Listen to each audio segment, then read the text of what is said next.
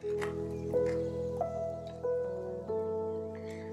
the question is, how are you maintaining your fire for the Lord? Dalawang bagay yung pumasok sa isip ko. Una, ang pagbabasa ng salita ng Panginoon. At pangalawa is true by praying. Kasi naniniwala ako na ito yung nagsusustain sa life na meron ako o yung apoy na meron ako. And sabi sa Book of Proverbs, kung gusto nating ma-enjoy talaga yung buhay na meron tayo at mas magkaroon ng fruitful life, sabi niya dito, do not forget what I teach you. Hindi natin kakalimutan yung salita ng Panginoon at i-store up natin yung mga commandments niya sa ating mga puso at isipan. Na alam ko kahit maraming pagsubok yung dumaan sa buhay ko, kahit mga trials, circumstances, pero dahil naniniwala ako, meron akong salita ng Panginoon, pagtatagumpayan ko itong mga bagay na to. Meron lang akong gustong i-share. Dalawang bagay din yung nag-kill or nawala ako ng fire. Una is yung complacency, especially sa pagbabasa ng salita ng Panginoon, pananalangin. Naubos yung oras ko sa panonood ng K-drama, sa mga movies sa Netflix, sa pag-i-scroll sa Facebook, at saka sa Instagram, to the point na pagod na ako or nakakatulugan ko na meron pa akong na, Lord, nood muna ako, mamaya na lang ako mag-devotion, mamaya ako na lang gawin. To the point na matatapos yung araw na hindi ako nakapag-pray at nakapag-devotion. Doon na din pumasok yung mga sins na nagawa ko from the past.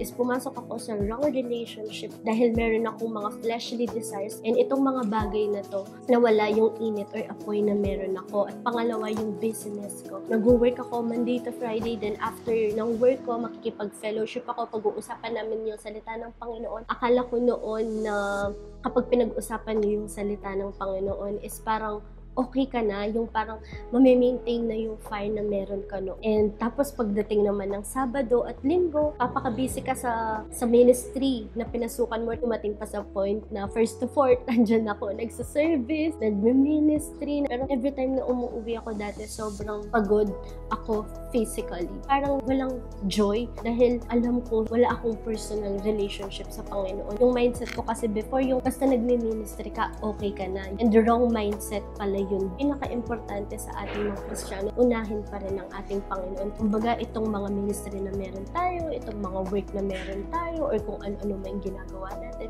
dapat walang mas nakakauna nun. Dapat ang Lord lang ang nauuna sa mga bagay na you're just making a decision na kailangan mong piliin yung flesh or yung spiritual life mo. Kapag tinatamad ka lang, magbabasa ka pa rin ba ng Bible? So, kailangan nating patayin yung fleshly desires na meron tayo. At mas mag-eager tayo sa pagbabasa ng Bible. So, YDC, keep the fire burning. God bless you all. Shalom, shalom.